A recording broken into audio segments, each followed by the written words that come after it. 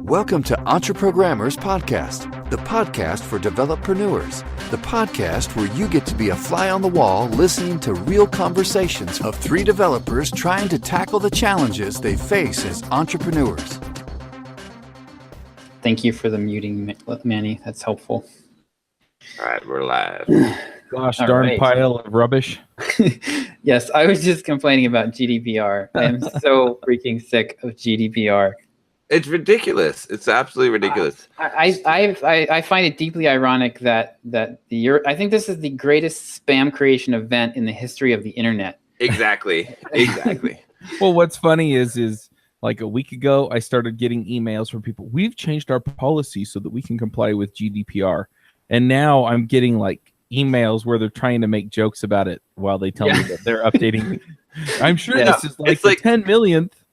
Yeah. Every time I read one of those GDPR ones, I think, bitch. I think you are a bitch. You complied to this shit. You know, we should send one out that says, fuck GDPR. We're going to do whatever the fuck we want with your data. You gave us the data. Fuck you. John just basically summarized my stance on GDPR. I don't care. I don't give a shit. I'm a fucking American. I don't give a shit. I'm not going to comply to some bullshit. Fuck you. Well, you've got these big companies that want to be global companies, and so they want to be in Europe. And the reality is about half of the companies that have emailed you and said, hey, we're going to comply with GDPR. If they didn't comply with GDPR, and the EU, you know, they got sued in the EU, and EU basically said you can't do business here, bye-bye. They lose maybe 5% of their customer base. Yeah. And then, I mean, Facebook, Google, you know, some of those bigger companies that are kind of all over the world and everybody uses even over there. I mean, that's a different story. But for everybody else, it's just been this major freak out over what basically amounts to nothing. Okay, so can we just finish it up in 60 seconds? What do we need to do? Nothing. Don't collect VAT tax and fuck GDPR. So this is not the first time that something like this has happened. Yes, John's right. VAT tax, right? 3 years ago, there was this big uproar about the European Union said everybody who ever sells anything to anyone in the EU has to collect a VAT tax and file taxes in every freaking country. I think is how it worked. You had to you were supposed to be filing taxes with all these little European countries, and nobody I don't know anybody who's done that. I mean, I think there are probably a couple people I know that maybe did it, and there's been nothing that I've not heard of any issues coming out of that. Canada passed last year or the year before their castle law, I think they called it, and it was the same deal. It was basically the same requirements as GDPR, which is you have to have express consent to email anyone. So basically in Canada, you were supposed to go email everyone in your database who was in Canada and tell them you have to opt in again to give me express consent to email you, which would basically, I mean, literally decimate your email list. Like the word decimate means to reduce to 1/10, I think, or exactly. Yeah. So basically, you would throw away 90% of your list if you did that. No, I don't know of anybody that did that. There's been nothing done. We certainly didn't do anything with it. Drip has not forced us to do anything about it. So that is my stance on GDPR for now, unless Drip comes and makes me do it. My stance is I will implement GDPR when Europe starts sending me a check for free healthcare. So otherwise, I'm a U.S. citizen, and I mean, there's plenty of laws that the U.S. has that Europe does not recognize, and vice versa. So that is the point of having nations. Right, but what do you need to do for GDPR? So if you want to be GDPR compliant, you need to update all of your opt-in forms to have an additional disclaimer saying, I consent to receive promotional emails from this company. Possibly include a checkbox on there that they have to check. Right. And then Drip also made it possible for you to put, if you do double opt-in, to put a GDPR compliant statement into your double opt-in. And then you also have to go to your current database, and anyone who is in the EU, you have to go back to them and get express consent before you can email them. So, I mean, from an email marketing standpoint, that is what I know to be, that's what I understand of the requirements. And then I love that I'm getting the emails too, though. We can't email you unless you opt in again. But right. I'm just like, yeah, I don't remember opting in the first place. Bye-bye. Yeah, exactly. Yeah, so I think what most people are doing is they're just blasting their entire list because it's too hard to segment geographically and have it be accurate. And so they're just doing a better safe than sorry approach on it. And it's, again, like, you could theoretically optimize your opt-in forms so that those only show up in Europe, but I mean, that's like a whole software development project that I don't think there's any tools out there right now that support that. So basically, you're reducing your opt-in rate for the US by 25% probably or more on the front end by doing that. So that is why, until further until I'm required to do it by someone who has legitimate power over me, I'm not going to be doing anything with it. Yeah, I've had enough people freaking out about it that I've decided that I probably ought to do podcast episodes about it. Yeah. But beyond that, I have not done anything. I want to see new opt-in forms roll out. I guess all of these guys, Thrive Cards and Opt-in Monster, and all these guys are working on their new versions. Yeah. I'm assuming. Yeah, they're probably Thrive Cart or Thrive team leads should have some tools that make it a little bit easier to comply. But I haven't seen it yet. Yeah. But yeah, I mean, like if you're in Europe, like if you're a small business in Europe, this is going to be crippling because you're going to lose a big chunk of your email list, and it's not safe to say, like, oh well, just because they didn't opt in, again, just because they didn't opt in, I didn't want them on my list because like a lot of those emails will get lost in transit. A bunch of them will end up in spam. A bunch of them will end up in promotions tab or the updates tab and just not get seen. So, you're going to lose a big chunk of really, your best subscribers. It kind of sucks for them, but I've been looking at some of the emails, and all they're saying, like AppSumo sent out an email, a bunch of them sent out emails. All they're saying is, hey, we have updated our privacy policy. Check it out here. Is that enough? I do not believe that's enough. That's what they're doing. Not to comply with it. It doesn't. Yeah. Yeah. That's why when I read those emails, I'm like, bitch, because you're just like at least like say I'm not doing it, right? Or do it. Like, don't send out an email that's like, oh, look at our privacy policy, or ha GDPR, right? Trying to get by. Like, either you're doing it or you're not doing it. But these are big companies like Medium and AppSumo and all these guys, right? Right. They're trying to fly in under the radar. So yeah. I don't think that is full. I don't think that amounts to full compliance. And like, it's also a little different with Medium, where they're not, like, for Medium, it might be enough for you to just update your privacy policy because people are signing up for the service.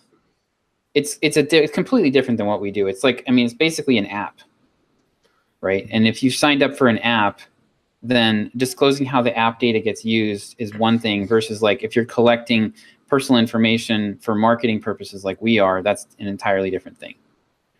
As far as I know, Medium doesn't really do anything with your email address other than send you the emails that you've requested, like that you've opted in for. Medium, Mashable, all sorts of people are sending these emails. Yeah. I've just been archiving them. It's a joke. It's a serious joke. Like, what the hell? You need to opt. No, I don't. So that's my understanding, Manny, and I that is from talking to a guy who's an email marketing guru over in the UK he's basically doing this with his business and his wife's business. So there's probably nuances to it that I'm not aware of, but that's the highlights that I'm aware of. And we also got this was kind of funny. We got an email from we run display ads on simpleprogrammer.com, and we got an email from our the company that manages those ads, and they said we rolled out some changes to the platform so that now in the EU, everyone has to opt into ads before they'll see ads. And I'm like, goodbye. Yeah, goodbye. You're done. Goodbye. Like, that's just, yeah, I mean, like, good grief. Like, how many people are going to opt in to see ads? Is it like 3%? I mean, good grief. That's why it's such a joke. It doesn't matter. Like, this is one of those things where you just let the idiots comply to the law until they go out of business, and then who's going to be left is the people who don't comply, and then the law gets rolled back. So yes.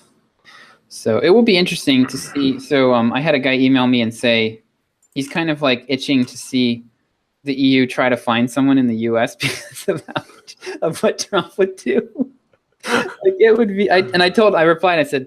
I said, trust me, if we get slapped with a fine, John and I will personally go to the White House and make sure that Trump is aware of it. Like, yeah, it will be. I mean, it would be very interesting. I don't imagine that they're gonna try it, but it will be interesting. How would they enforce it against an American? I don't know. I don't know. I mean, I don't really think. I guess if you have a business, if you have business entities, if you have a nexus, like, if you've got like offices there, you're sort of like, right. You're kind of like we got screwed because we Simple Programmer lives in California in one sense because we file a tax form there. So I had to pay California state income tax this year. Oh man, that's like 900%.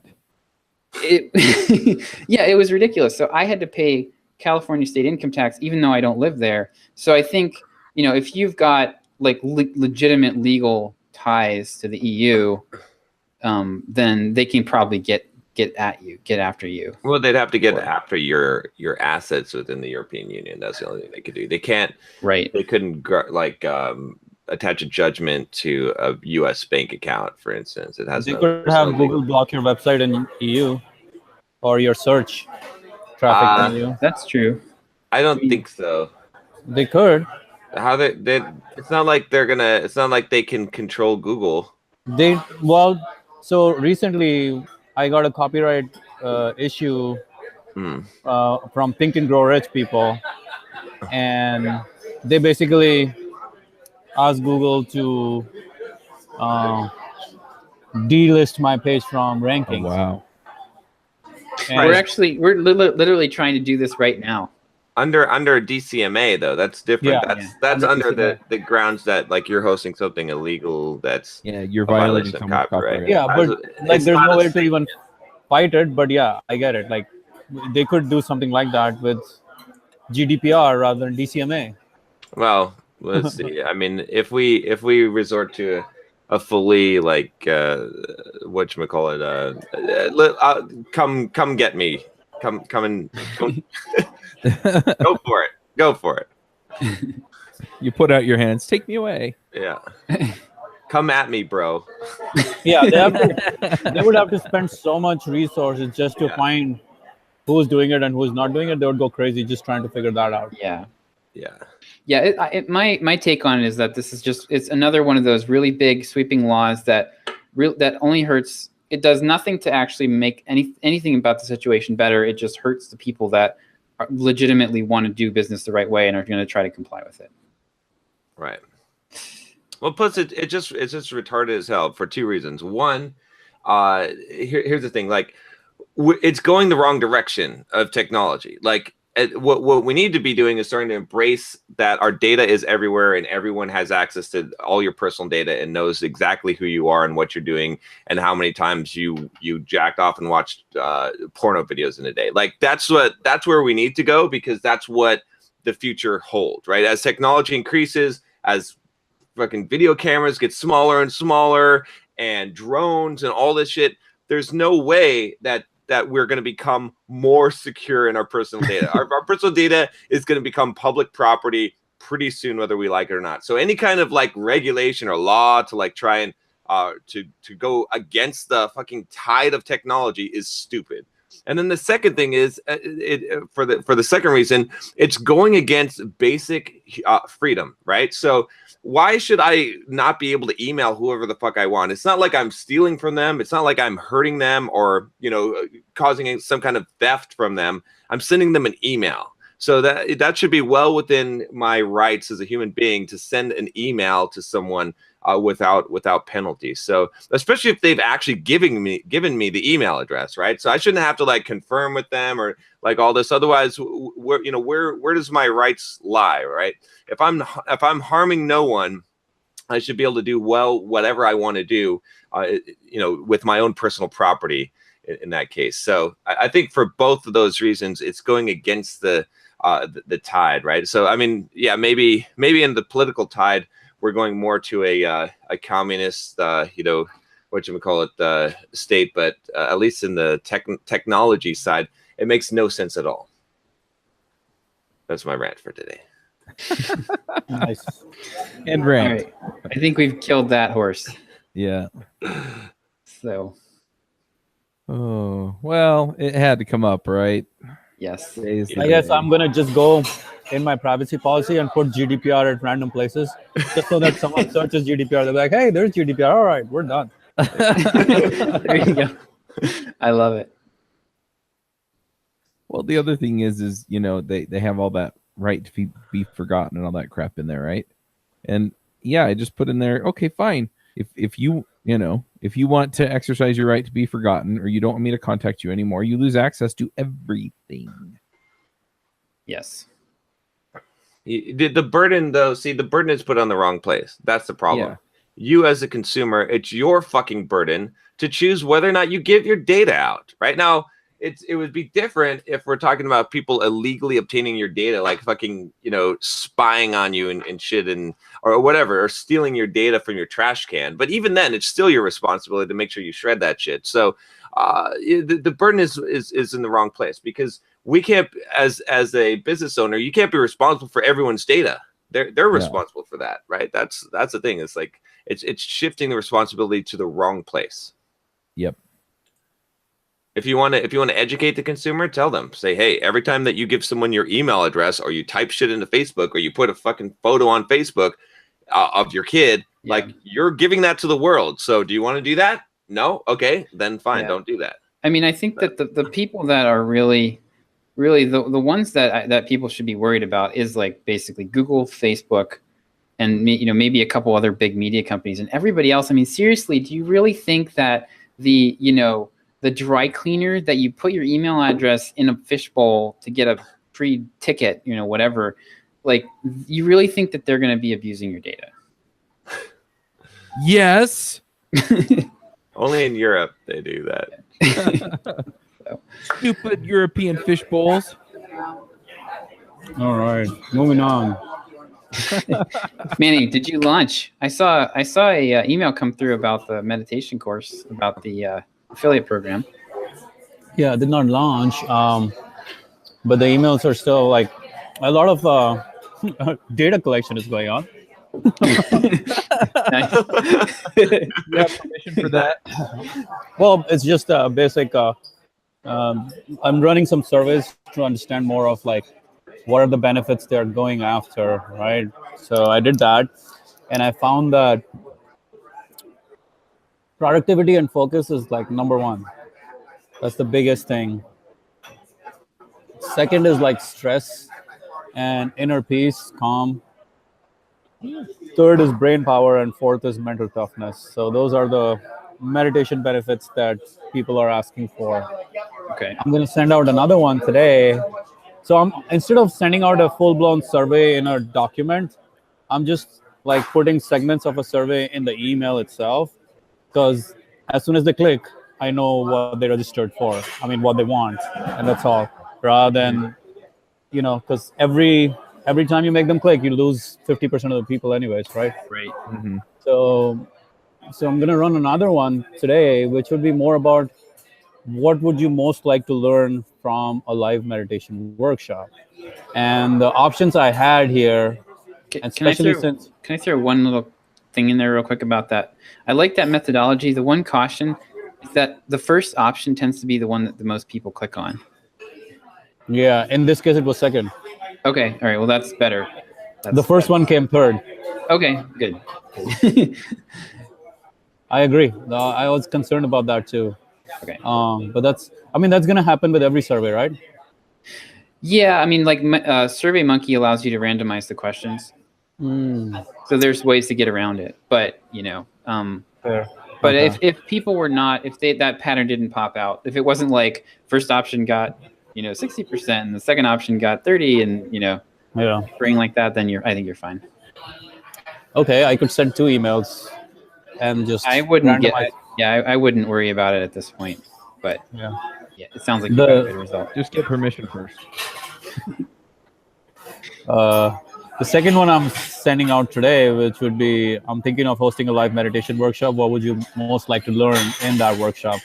And the options are how to meditate the right way, how to make meditation a daily habit, how to make sure that I'm making progress in my meditation practice, and advanced meditation that will help me get all the scientifically proven benefits of meditation as soon as possible. Okay, So cool. I know John and Josh, I've touched on your pain points in this. Have I? Yeah, read it again. Okay, these are the 4 options. Number 1, how to meditate the right way. Number 2, how to make meditation a daily habit. Number 3, how to make sure that I'm making progress in my meditation practice.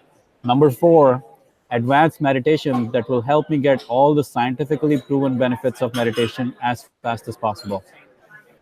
I think for me, I would probably click number 3. Well, yeah, that's the one that you actually told me about. Yep, that will be like people that have tried it. That will be one that people have tried it and failed would click. Yeah. John, what would you pick? I would say, I mean, either 1, 2, or 3, but probably 3 as well. Just to feel like you're making progress? Yeah. Huh. Chuck, what would you pick if you had to pick one? What are my options again? This Sorry, is I was the meditating on waitress at something the- else. I'll read it out again. It's a short email. I'm thinking of hosting a live meditation workshop. What would you most like to learn in that workshop? How to meditate the right way, how to make meditation a daily habit, how to make sure that I'm making progress in my meditation practice, how to get all the benefits of meditation. Probably number 4. Number 4. So did you send the email out yet? No, it's going to go out shortly. Okay, cool. We just biased your results. Sorry. I would. No. Yeah, I'd be very curious. If you could email us afterwards, I'd love to see the results. Yeah, for sure. I will send you the data on it. I'm guessing that 1 or 2 is going to win, though. Yeah. Yeah, because I think that the number of people that haven't tried it and think they want to is probably a lot higher. That's true. I mean, I've been indoctrinating them on that, and I've been sending a free meditation guide on it as well, free meditation audio as well. So around 25% of my list has already gotten onto it. Okay. But still, I believe that's going to be a problem because there's still, and that's why I'm going to be able to sell the workshop, right? Because people still need help with that. Right. Oh, by the way, with regards to the email open rates, so a couple of changes I made. I removed the images. Okay. Also reduced the number of links. And I'm getting in the mid-20s now. Not going back to 30s yet, but not staying in the teens either. So I was at like 17, 18. Now I'm at like 25, 26. Just making sure there are not a lot of links and also not putting images in there. Like that, I remember just changing that, like removing an image and almost the same email format. Put me out of the promotion folder and back into the updates folder. Okay. I turned on, after we had that conversation last week, I went into Gmail and destroyed my inbox and turned on all the tabs. Manny, with the updates tabs, I have an updates tab and a forums tab, but I had to actually select those. Yeah, you have to. Okay. I would be curious to know. Forums. Well, promotions. So when you create a new Gmail account, it looks like you get primary, social, and promotions, and then you can also add updates and forums. Yeah. And I had to add, so I'm thinking that actually the updates, I'd be curious what happens if they don't have the updates tab enabled. Well, then it goes to inbox. Because Okay. it doesn't go to promotion. I need to Goes test inbox. that. with My So the updates is a separation inside the inbox. Well, yeah, test it. Right. Yeah. So I set up. I signed up the EntreProgrammers podcast email for the Simple Programmer email list, and all of our emails are going to the updates tab. Good. So yeah. So I'm gonna deselect updates here and see. Save. See what happens. Okay. Yeah, you're right. It does go to primary. Yeah. So interesting. Yeah. All right. And that kind of matches what I'm seeing. So on mine, I'm seeing on my personal email, I'm seeing them all go to the updates tab, which is oddly, I'm seeing my emails, my daily emails from joshuaearl.com coming to primary, but it's probably because I've like interacted with them so much that it's tainted. Yeah. But so after we had that conversation last week, I reached out in the EntreProgrammers chat. Joe replied and said that his email open rates have absolutely tanked recently. And then I posted on another forum that I belong to, and I had somebody else there, one or two other people there, say they've had the same experience in the last it was more like this spring, basically, since not as directly on April, the date in April that we saw, but they've seen like significant. I mean, like going from 25% to 10%, pretty huge. Pretty huge. Brutal. So I don't know. I don't know if there's something really did happen or what, but I've been getting like around 20%. We're right up against around 20% with the Joshua Earl or the dev careers at Simple Programmer address that I created. I did learn that that can make Google angry. So there's a chance that, they don't want you they don't want you trying to get around, like if they penalize you. It's kind of like with Facebook. If you create a new Facebook account to do Facebook ads and you've been banned, like you can really get them angry. You can really get banned. Well, yeah. No, just and stay down. but just say it's a valid. I mean, it's valid, right? Because now you're sending them from Josh, because there's different people that exist at this company that send mass emails. Right. That's a totally valid thing. Like sometimes it's Josh, sometimes it's John. So I think that's totally valid. Yeah. I'm just kind of crossing my fingers that I don't get That's hammered on interesting. that. I'm gonna have to try that to get back to 30%. Yeah, it's worth an experiment. You can do it pretty easily. Just once you don't even have to. You could just create an alias. Doesn't even have to be a real email address initially. Yeah, but expect open rates to drop now, right? After all the GDPR emails came out, people are not going to be opening as many emails for a while. Hey, all the GDPR guys who really did GDPR, their emails are dropping. Hey, we're cool. We're not really doing GDPR. That's right. We're good Less with it. competition. Less competition. Do you think there'll be a lot less emails and inboxes after this? I don't know. No, I don't think so. I'm hearing from all the people I didn't hear from for years now.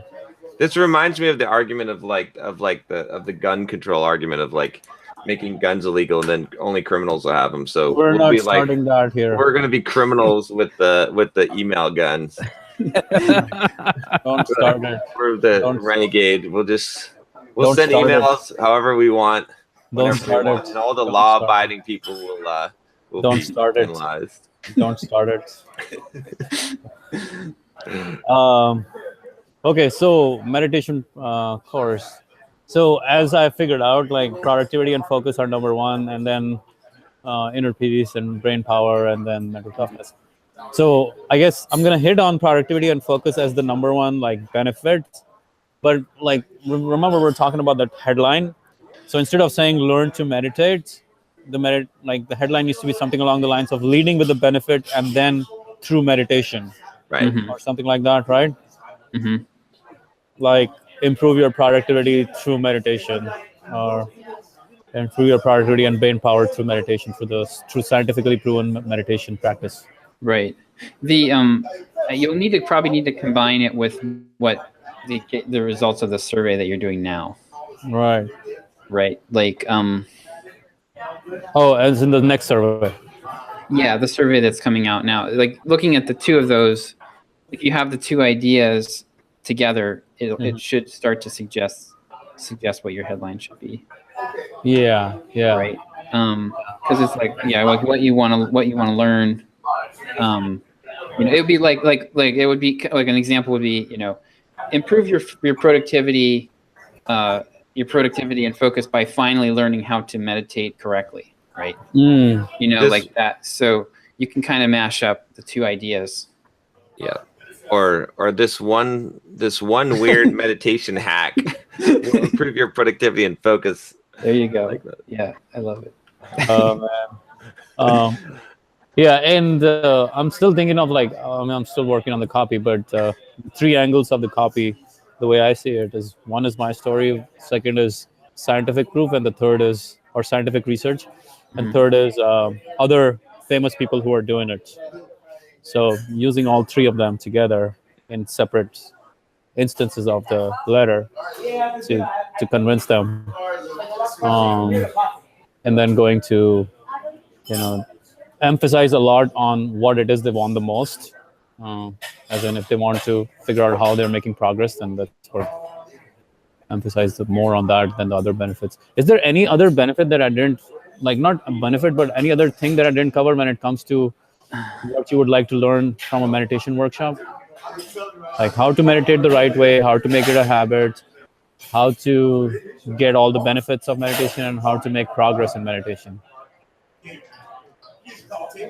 I mean, how long do you hold it out when you say, "Oh"?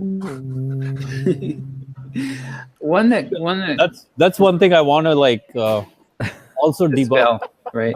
Yeah. The myth that people think meditation is somewhat, spiritual or religious or woo-woo, which it has nothing to do with that. It is just mind control. I mean, it's straight up scientific mind control. It's a workout. It's a workout for your brain. But people have the association, and I don't know if I should address that in the copy or just segment your list to Southern to the Rust Belt, and then send out one that's like, well, I go to hell if I meditate. I think that you probably, that would be that comes up under the objections header, and there might be that would be something that you would put way down in the body copy, kind of toward the end where you're knocking down objections. But it would be in the same category as I don't have time. It might be something that would be better. I mean, typically what I do with a sales page is it ends up being something that I could slice up into 20 emails.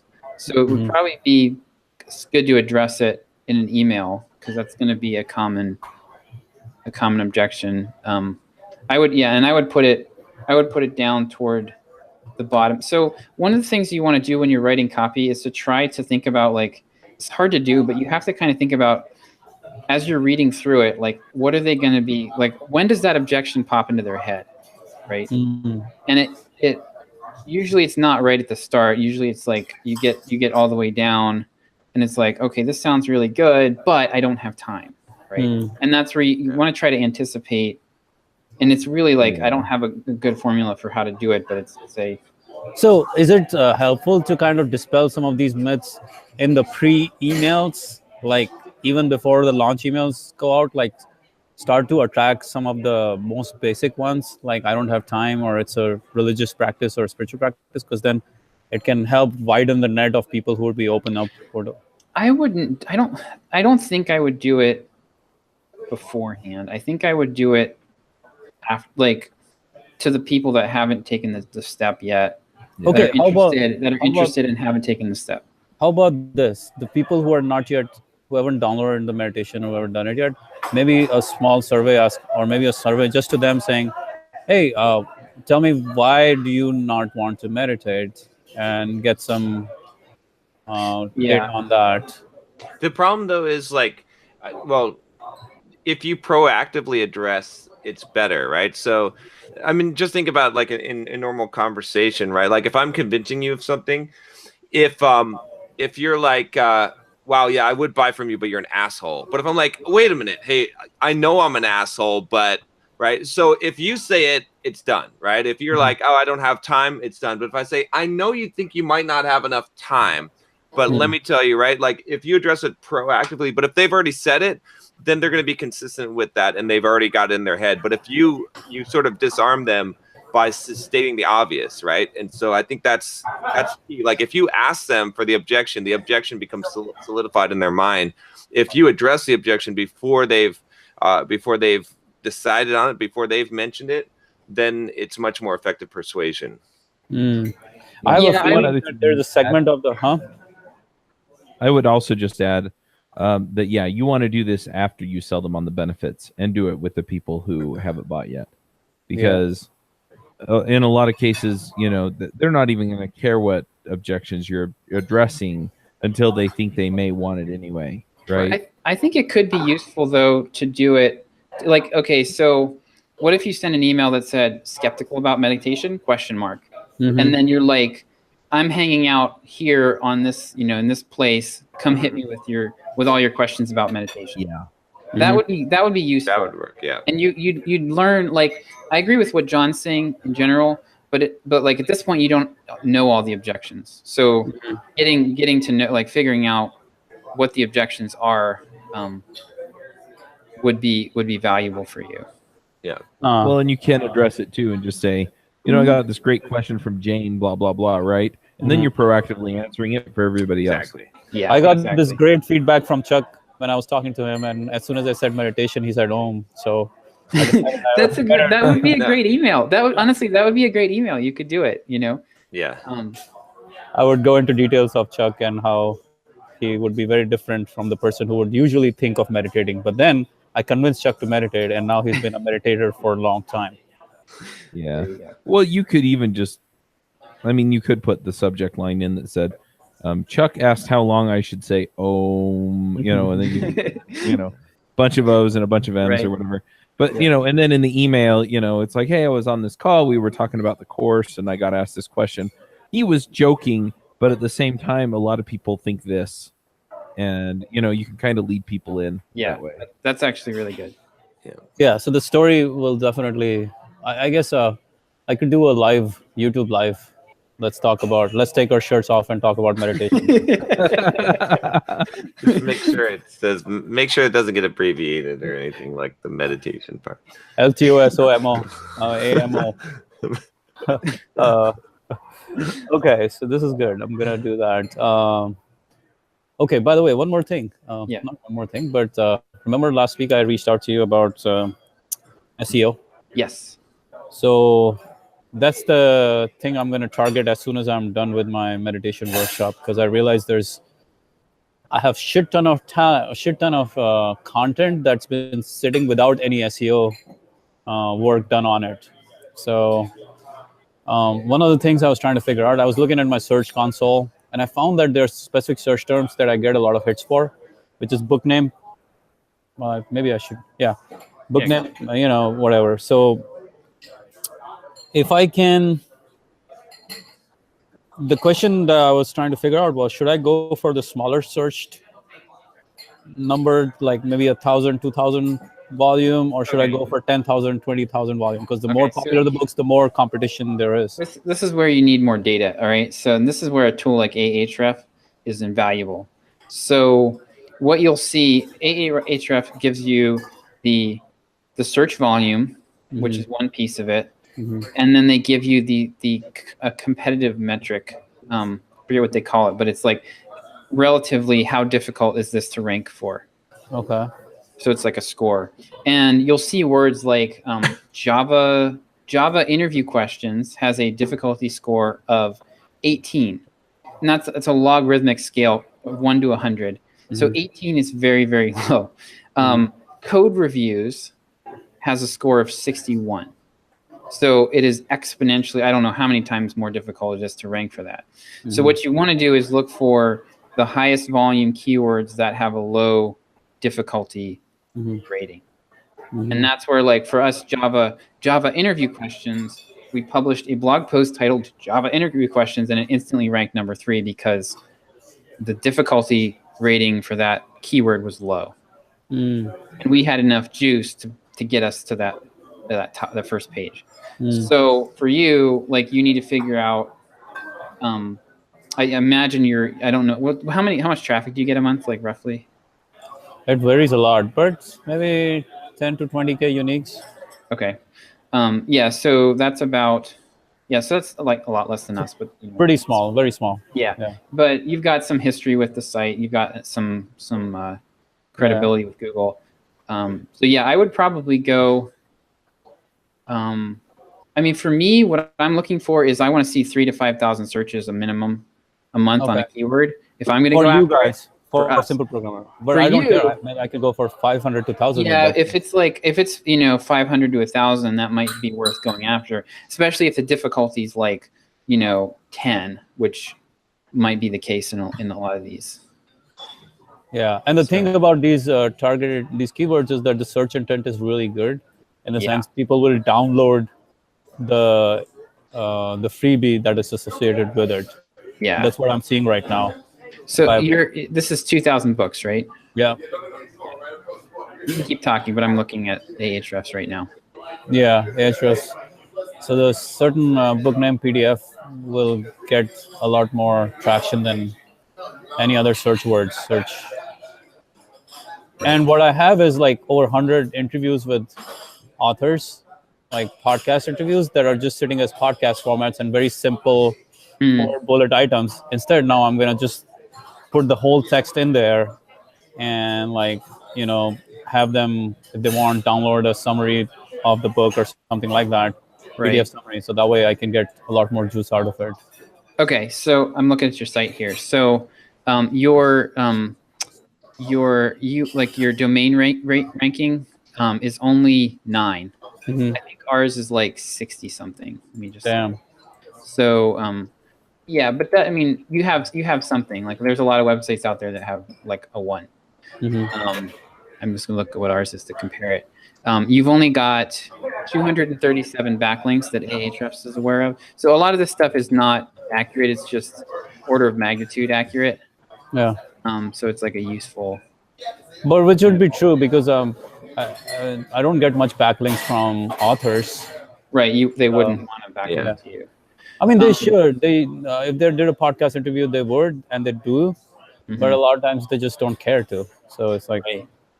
So okay, yeah. So our domain rating is 67. Yours is 9. You've got 237 backlinks. We have 78,000. So those are the backlinks is something with 237 backlinks. If you can get another 50, you've really moved the needle. For us, it's a much slower climb. And I'm just look at your keywords real quick, see if anything pops out to me. So make it stick PDF. Yeah. Is 1,000 searches a month. Is that one of your top posts? Well, it has become one of the top ones. I never intended it to, but the summary PDF is the one that people download. I get like 10% of visitors to download it. You're ranked number 4 right now for it, and you could move that. Like, you have, I don't know how many backlinks you have to that, but if you had 5 backlinks to that, I bet you that it would move up to the number 1, because the difficulty ranking on that is 0. Yeah. I'm betting a lot of the book name PDF, the difficulty ranking on those is very close to 0 when the search volume is in the thousand range. I'm looking here, like the organized mind PDF. 3, 6, 1, 0, 0. Yeah, like basically it's all zeros. So in that case, I don't even need backlinks. I just need high quality content, and that itself is allowing me to grow it. Well, yeah, you're ranking. Yeah, but if you got a backlink or 2, you could get from. That's where I would look at like your ranking. So if you're ranked like 3 or below, getting a couple backlinks and maybe improving the quality of the page a little bit. So how do you this is becoming an SEO discussion, but backlink for something like this, how do you get those for book summaries and stuff? Where would you go for that? You would need to go and look for people that are linking to similar content and ask them to link to you.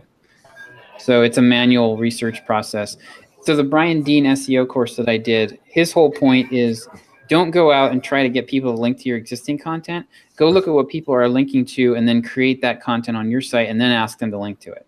So you're basically, he focuses on not so much getting links to existing posts, but like creating something new that will get a ton of links and become a major source of traffic, if that makes sense.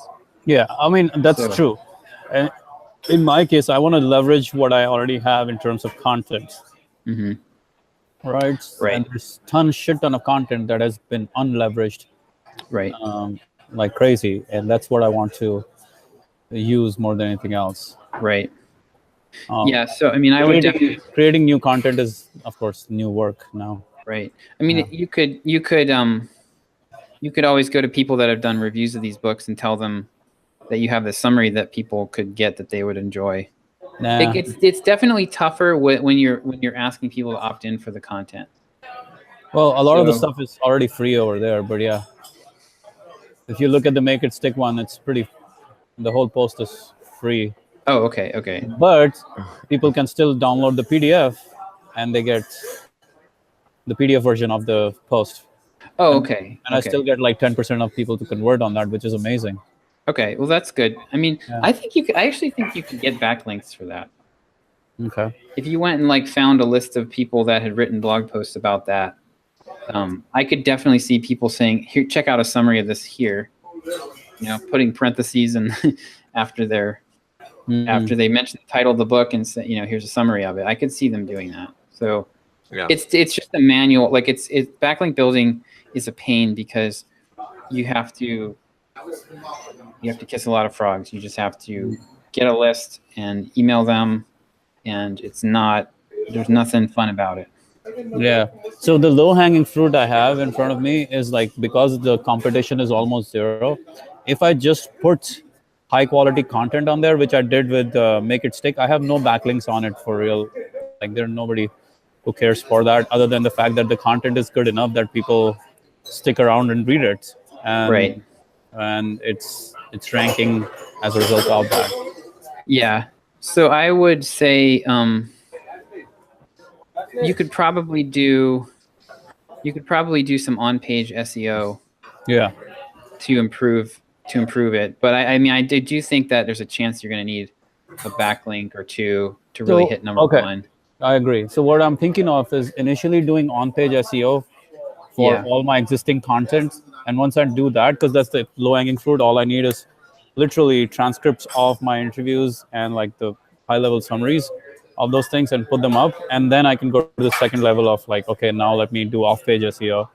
Yeah. I would say do on-page SEO for your top 20 blog posts, because if you go into Google Analytics, I will bet you anything that 95% of your traffic comes from those posts. Sure. Then what you can do is look at the rest of them and go, which of these have these high volume keywords where if I did improve the page, I'd suddenly be ranking for this like amazing keyword that I'm not like, you know, if you're on page 3 for a keyword that gets 3,000 searches a month, that's worth investing in. Page 3 of 3,000 search. Yeah. Okay. Yeah. One thing that I'm wondering about, you talked about the search volume and stuff like that. About what percentage do you think you get when you rank for something that has? So it's like with it like it's an 80-20 curve. So it's or a 95-5 curve. Like it's a very depreciating curve. It's like 50% click on the first one, 30% click on the second one, 10% click on the next one, and then you get a little bump at the bottom. The very last one above the next button gets a little bit of a bump, but it's like everything below that gets like just a handful. Right. So you want to get in the top 3 if you really want it. Top 3 is really top 3 is really important. And then then it also kind of depends on the keyword itself, because certain keywords are more informational, and Google has gotten really good about pulling out all the proprietary information on your page and putting it right there, so they don't have to click through. So you get the number 1 ranking, but nobody clicks on it because you're answering the question right there. Yeah. Because Google wants to keep people on Google. Thanks, so Google. that's something to keep in mind too. But So don't make it too easy for Google. Rank number 2 instead of number 1. They'll pull stuff out of it doesn't matter. You can't game it. They'll pull stuff out of the top 10 and I've seen them cobble together answers from multiple. With one of ours, they took our text and a graphic from another website and mashed them together. Yep. So you can't beat the system. You just have to acknowledge it. Yeah. All right. We'll talk more on Tuesday, I guess. Sounds good. There's a lot I need to do. What's on Tuesday? Manny and I are just going to have a call about talking about SEO. So I got contacted by a reporter from Inside Edition who wanted to interview me. She watched one of my YouTube videos on I'm 30 and living at home. You heard about that guy that got kicked out of his parents' house? Oh yeah. So she's like, she messages me on Facebook, and then she's like, "Can I give you a call to interview you?" So I was like, "Okay, yeah, you can give me a call." So I give her my phone number. She calls me up, and she's like, "Yeah, I really liked your video. I watched the video. It was really good." And she's like, "But you heard about this guy that got kicked out of his parents' home. I kind of wanted to present the other side. So I thought, as you being successful, still living at your parents' house, being over 30." And I was like, "So you liked the video, huh?" He's like, "Yeah, it was really good." And I was like, "Yeah, I think I think you got the wrong person here." I might want to watch it again. Yeah. Well, I'm not sure you're gonna like my opinion on being over 30 living at home. John, in the interest of traffic, you could have moved in just for a day. I know. In the interest of 10xing the traffic on Simple Programmer. Yeah. Come on, man. Yeah. That's very selfish of you. I know. You didn't sell your soul for the clicks. Just for one day. You would have hit Insider, you would have been on TV, you would have been everywhere. And then you can be like, "Oh, I made so much money from this exposure. I'm moving out by myself now." Yeah.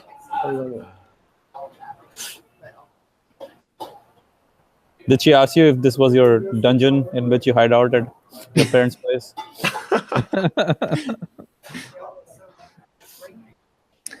Nice. All right. John's son, miss, who does YouTube from his mom's basement. Yeah. And he has all these medals in the background that we don't know understands.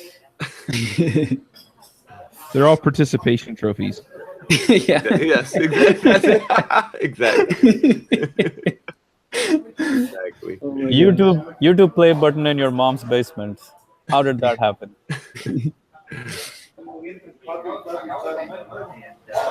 Love it. All right. Oh, did you see, Josh, that I guess Skillsoft paid us a bunch of money? Did we ever get something that they paid us a commission? Yeah, I got a statement from them a while back. So I was expecting it looked like a decent chunk. Did it just come through today? Well, I saw it the other day. It's like $7,000, I think. What's the math behind it? For Skillsoft? Yeah. That's so we're licensing them the career guide.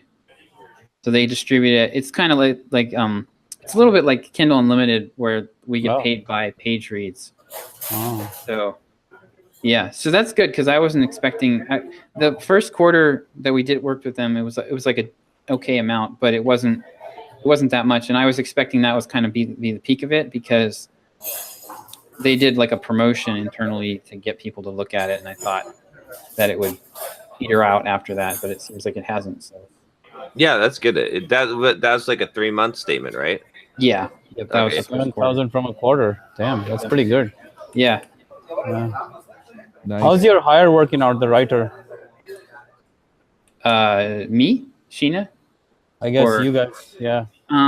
So I've worked with her on a couple projects. So we did we're still finalizing that book that she put together. Mainly it's been my fault just being slow to respond to her emails. But I think we're just about there with that. So I won't know how that does until we do the launch here soon. But what do you think of the quality of the writer, etc.? She's been okay. It's more Yeah, like I had her do a blog post about code reviews for the site, and it was like a lot of back and forth, but it was my fault for not being clear up front. So it was educational. I had to have her rewrite it like 3 times, and it was more just because I think a lot of it was that I wasn't clear on what I wanted. But it was okay. It was on par with what we get from some of our writers for the blog, some of the free writers. So not a home run like I was hoping. But it was kind of a tough assignment. So I don't know. I'll probably give her at least one more swing at something else.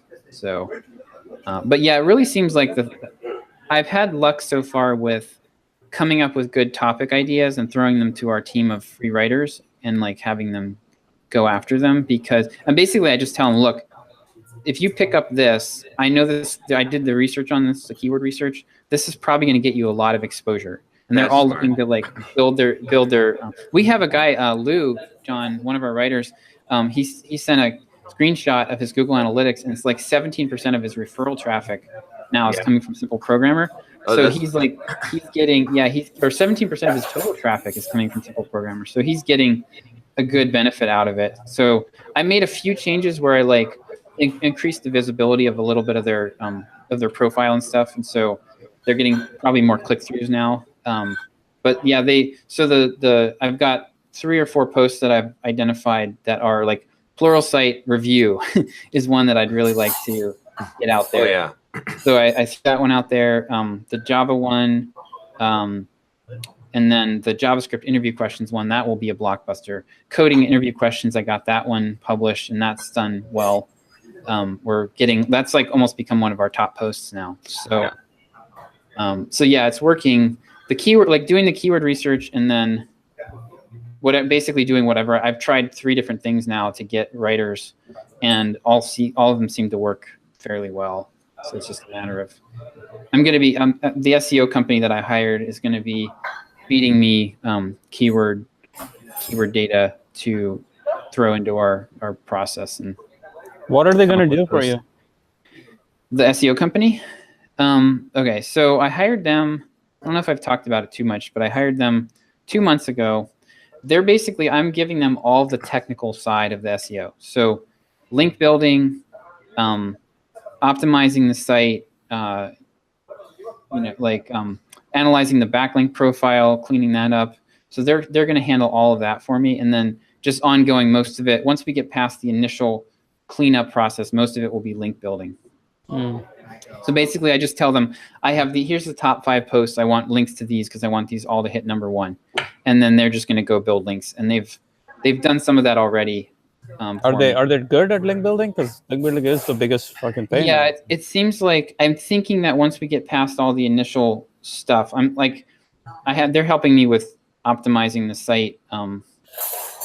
Technically, once we get past all that stuff, I think I'm going to be able to get links for around $100 each, which is per link. Per link. Per post. Per link. So that is, and from what I have heard, I've talked to another guy who actually built his own team to do SEO, and then found out it was costing him more to do this internally than to hire this group.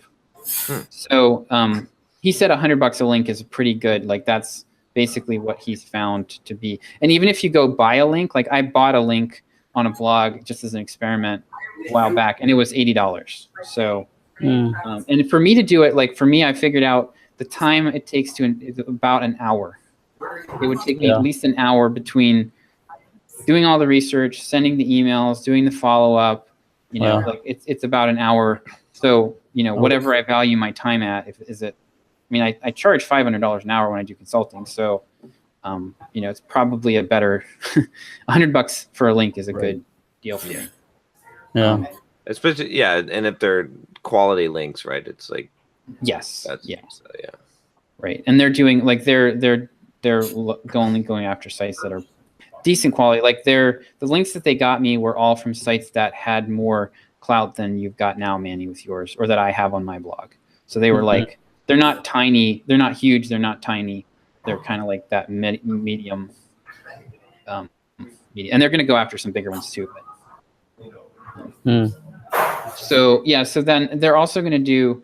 Hey, Miles does link building. What's that? Oh yeah. Miles's company does link building, but I think they're pretty big, so may not be good enough for you guys. I don't know how big is your SEO agency. I'm not sure actually how many people they've got. They're like I think they're relatively small, like probably well under 50 people. 50 people is still big, yeah. I mean, the question is what we're paying them, right? Because that's really. Yeah. So we're what, 2,500 a month? Is it, or 2,000? a month. Yeah. Yeah. So 2,000 a month for 20 backlinks. Yeah. So that's the guarantee they're giving you? 20 backlinks? No, but just based on what they've provided already, I'm thinking it should be at least. It should be. I think it's going to be $50 to $100 per link where it's going to end up. yeah. So I won't know until we get a full month of them just doing link building, which won't be for another 3 or 4 months probably. Okay. But it looks like so far they're seeing. So we did a bunch of changes. They've seen. I just had a call with them yesterday, and they've seen. They're tracking about 1,000 keywords for us, just to like gauge the health of the site. And we've moved up. We moved up on 71 keywords from the work that we've done so far. So seems like we're heading in a good direction. Moved up by how many ranks? It doesn't matter. I'm not sure. Yeah, they're just basically monitoring the movement, whether it's up or down, and like how many keywords we're rising for. It's like a broad. It's like almost like weighing yourself or something. Like it's like a very gross.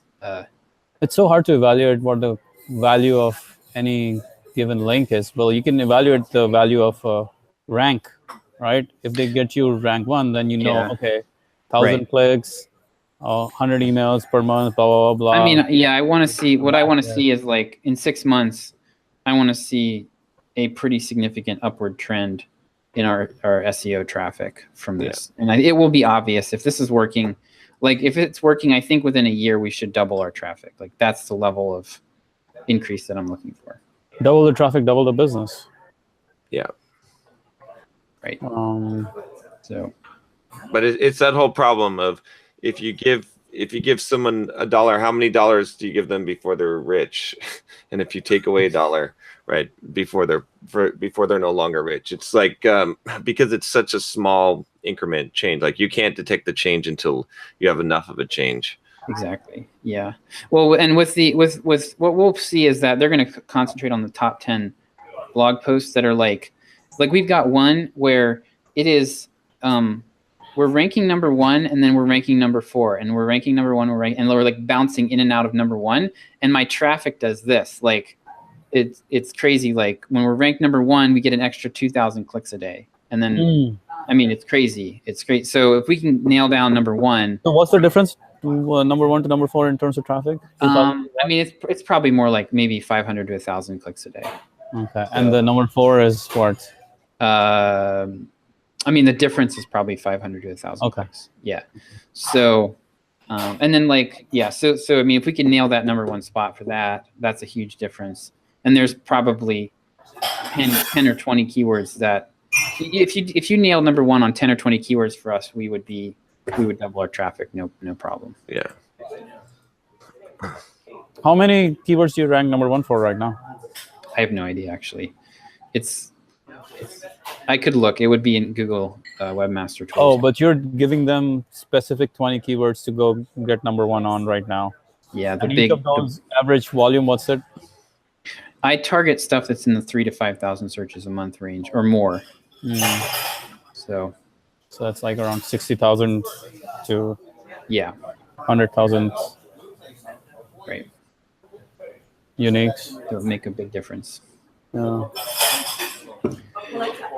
Yeah, somehow I want to be able to evaluate, okay, this many searches, so this many number of subscribers, so this many dollars. So now I can know if the number of subscribers I get from the hits translates to the value that I'm paying the guy to do the SEO work. Yeah, it's tough. It is really tough.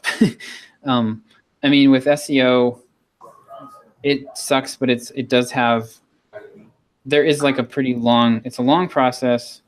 What I would recommend, what I tell people is like, invest in doing it yourself at first.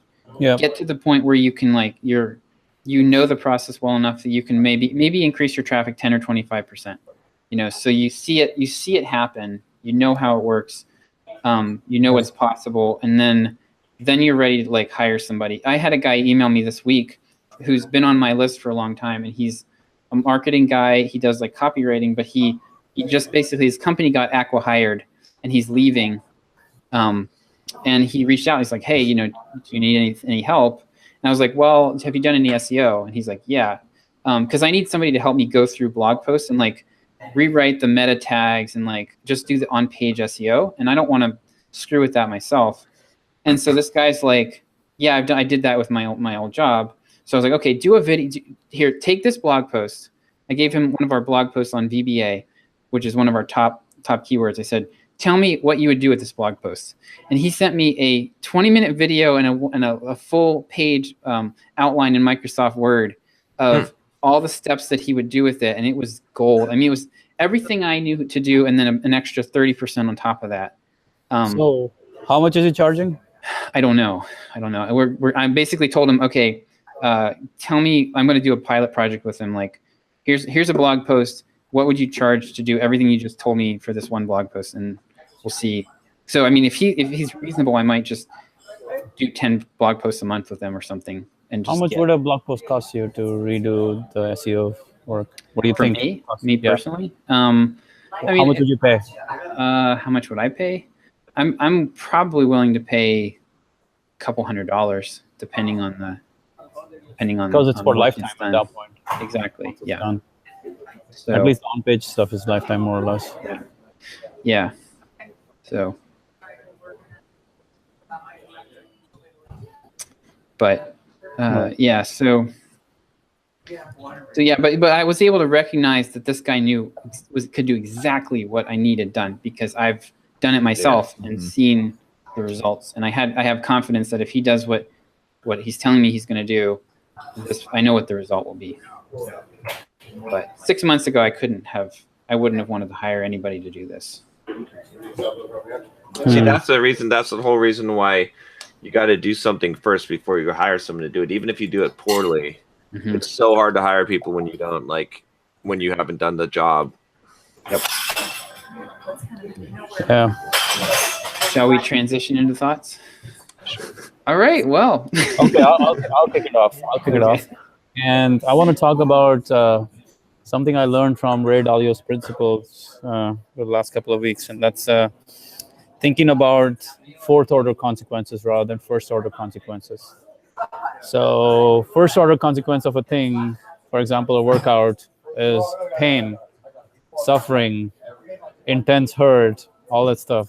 The second-order consequences, you actually kind of feel good after a while, after 2 hours or after an hour or after 30 minutes of working out, or even right after working out, you feel good. You have the hormones flowing into your system. You have a high. You get a high from the workout. The third order consequence is you actually get healthier over time. Like you build muscle, you lose fat. Fourth order consequence, you live a longer life, and not only that, you have a sharper brain because you're working out. So most people are stuck thinking just about the first order consequences in life. Whatever you're not succeeding at in life, you're mostly thinking about the first order consequences, because you're very short-term focused rather than long-term focused. Because the more the orders of consequences you can think of, the more long-term you can think of. And that's my thought. Nice. I'm still formulating some of the thoughts that I want to share, and I mean, I've been pretty quiet today just because I'm still turning through them. But I was listening to the book The Pumpkin Plan by Mike Michalowicz. Yep. And is that the Profit First guy? Yeah. Yep. Okay. And he talks about building something that stands out, that's different from what other people offer. And I realized that I do mostly what other people do as far as like podcast sponsorships and stuff. And I don't really dive that deep into some of these other areas where I could really serve people. And so I'm trying to just work through what that looks like and what I want to do. And I have some ideas, but I really love the idea of just being challenged, right? It's like, how can I take this to the next step? How can I be the number one or number two out there and really just own this space. And yeah, it's a pile of more work that I have to figure out in order to be able to deliver it. But at the same time, it's also, there are some really positive and powerful things that are going to come out of this, I think. And yeah, I don't know if I want to talk publicly about what I'm thinking yet. I think I want to write it out and just kind of hammer it out and then get some people's opinions, including yours. But yeah, it's just been interesting to kind of work through that and figure out, okay, here's what we're going to offer. Here are some of the things that we can do that are different than what everybody else does. All right, so I think my thing that I've been dealing with lately is fear, and what I find works for me is really just figuring out incremental steps to where you can test it and you go, okay, that didn't hurt so bad. That didn't hurt so bad.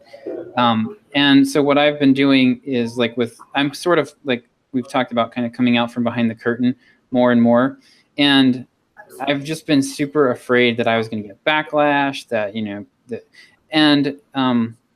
so the first thing I did was I just sent an email to half of our list with my name on it, right? That was baby step one. And then this week I sent out a broadcast email to the whole list with my name on it that I wrote as me, kind of doing some of the similar things that John would do with giving people advice. And I got I was kind of cringing and waiting for the backlash, and I got no backlash. I got a couple people who wrote back with some really good, thoughtful responses, and it wasn't so bad. And the open rates weren't bad or anything. I'm doing the same thing. I'm starting to roll out this membership program that I want to become the core of what we're doing in Simple Programmer, and I'm just petrified that this thing's going to fail, even though I know it won't. I'm just really so. What I did was I found a tiny group of people. I emailed them. I got a bunch of people already into it. I've got 13 or 14 people signed up now, and they're all interacting and they're happy, and they're so it's now I've got this little nucleus of people, and I'm starting to expand that out. And next step is going to be email a bigger group of people, invite them in. I'm going to try to get up to 25 and then to 50. And what's this membership group? It's going to be, I'm calling it the Developer Career Mastermind, and it's going to be it's going to be a membership group that is the core of anytime I do any kind of product launch or anything, there's going to be a component to get people into this membership. So, how much are you charging? Currently, so first 25 people I'm bringing in for $19, and I picked that just because 19? Yeah, a month. Yes, a month. I picked that. Charge more. I'm going to. So, but I wanted to get a few yeses to build my confidence. Now I want to fill that to 20. I want to get 25 people at $19. Then it's going up to $29. Then it's going to go to $49. But I need to build my confidence on this slowly, and you should charge a lot more. What I want to do eventually is I'm going to change it to a 12-month membership for $4.99. Yeah. So, but I need to get I want to have a bunch of people. I don't want to do a big launch with an empty store. I want to have a bunch of people in it. I want to have stories of people that have already gotten benefit out of it. I want to have content we've created for it already there. So when I do the big launch, there's. How did you sign up the beta group? I literally sent an email to 40 people who'd responded to a survey that I did, and asked them if they would be interested in doing this. And 12 of them said, well, it was probably 5 to 10 of them said yes. And then I also posted it in our Facebook group, and a bunch of people from there joined too. So they already paid up. They're already on the monthly plan already. Yeah. Yep. They're already paid. I don't even have the software. I think I'm going to switch it to a forum. I started it as a Slack group, and at 13 people, it's a hot mess already and completely unmanageable. So I'm going to switch to forum software, so that it becomes more, people can participate better. But I didn't even wait to get that in place. I just was I wanted to see if it would even fly at all. And so far it's been good. So I like it. I like the Though you should charge a whole lot more, because if I'm a developer, Well, yeah, I will, but I want to work my way up to it and figure out where the ceiling is, because so we did these consultations where we did me and Jason did like these one-off 1-hour consultations, and we were like helping people map out a career plan for the next few months to get their next job or the promotion. And we had 6 people do that. And then I was going to try, my thought was, I bet you those people would be willing to do ongoing coaching to help us, for us to help them implement that. And I said, okay, so I emailed all of them and said, we're going to do ongoing coaching. Here's what you'll get, $500 a month. No. All 6 of them were like, no, thank you, too much. The one guy said, I was thinking more in the $50 to $100 range. Yeah, that's what I was think. So, yeah, which is where I'm thinking this will end up. And we could eventually do, I'm thinking that it might be useful to have a way to facilitate groups like this. Mm-hmm. And that would be something we could charge $100 a month, where it's like more. Are you doing weekly calls on this, monthly calls on this? What are you doing? Currently, we're not doing any calls, but I'm going to probably do like some kind of, at least a monthly thing. I'm talking to somebody about doing like a webinar in July, like a content webinar for members. So yeah, I'll probably do 1 or 2, like either like an office hours type of thing where we answer questions, or a live webinar type of thing at least once or twice a month. And that will all go in the content library, so we'll be building that as we go. But yeah, it's good. Would you take John into it? Would I accept John as a member? Yeah. I don't know. I'd have to think. I personally check out everyone's social media profiles before they join. So I don't know. John's living in his parents' basement, I've heard. Yeah. You have to watch out. You have to be successful to be a part of this group. So baby steps. Yeah. Baby steps for John. For me. Let's see. All right. So my thought, I've been thinking about this a lot lately. This is interesting. I don't know the answer to this, but I'll just pose questions, I suppose.